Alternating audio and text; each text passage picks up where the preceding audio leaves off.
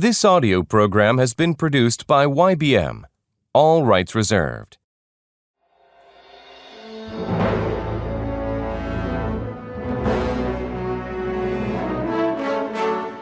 The Little Prince.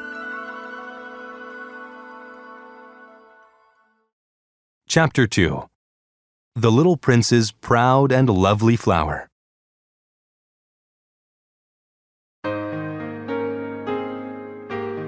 On the fifth day, I learned another secret of the Little Prince's life. Suddenly, the Little Prince asked, "If a sheep eats bushes, does it eat flowers too?" "A sheep eats everything it finds," I answered.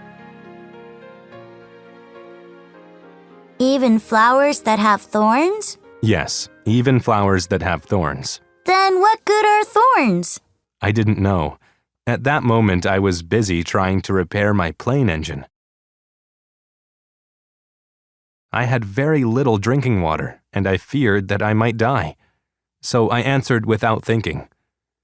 "Thorns are no good for anything. Flowers use them to be unkind."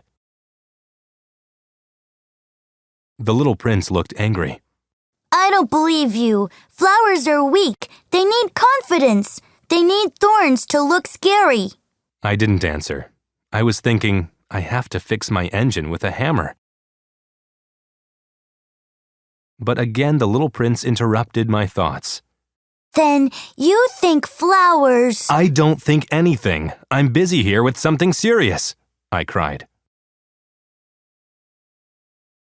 You talk like the grown-ups. You don't know what is serious and what is not. Then his face turned red. Imagine a boy loves a flower. Imagine there is no other flower like it among all the millions and millions of stars. It makes him happy when he looks at the stars. But imagine a sheep eats the flower. The boy will feel as if all the stars went out. And that isn't important? Suddenly he started crying. I took him in my arms. I told him, "The flower you love is not in danger. I'll draw you a fence for your flower. I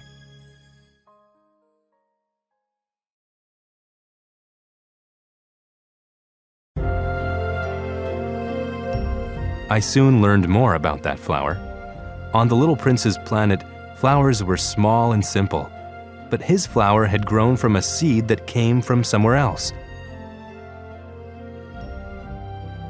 He had watched it very closely, and the Little Prince could see a new flower bud. The flower bud got bigger and bigger. The Little Prince knew it must open soon. A truly amazing flower would appear. But this flower did not open quickly. Inside the bud, she worked hard to be beautiful. She carefully chose her colors. Then one morning, exactly at sunrise, she appeared. She yawned and said, Forgive me. I'm still a mess. But the Little Prince admired her. How lovely you are, he said. I am, aren't I? Answered the flower sweetly. I think it is breakfast time, she added. Would you be kind and water me? He gave the flower some water, but soon her pride bothered him. One day, for example, she talked about her 4 thorns. I'm ready for tigers with their claws, she said. But I am afraid of the cold and wind. Do you have a screen? After dark, please put me under glass. It is so cold here where you live, where I come from. But she was suddenly silent. She had come here as a seed. She didn't know anything about other worlds. The silly lie she had started to tell embarrassed her. She coughed 2 or 3 times to show she was cold. Do you have a screen? She asked again. I was going to look for one, but you were speaking to me. So the little prince began to mistrust her. Some of her words were silly, but he still took them all seriously. But then he told me, In those days, I didn't understand anything. She perfumed my planet. She made my life bright. I should not have run away. I should have realized that she wanted to impress me. I was too young to know how to love her.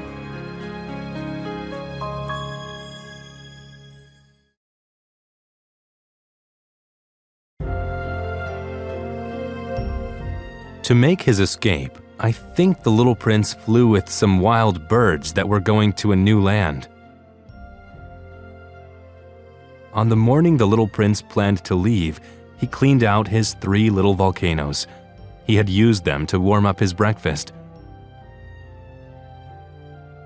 The little prince also pulled up the last baobab plants. As he watered the flower one last time, he felt like crying. Goodbye. He said to the flower, but she did not answer. Goodbye. He said again. The flower coughed, but she didn't really have a cold. I've been silly. She told him at last.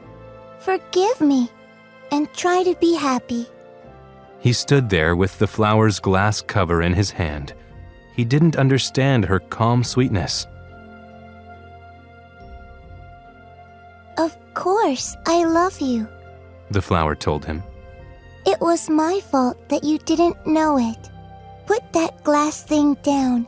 I don't want it anymore. She then ordered. I can protect myself.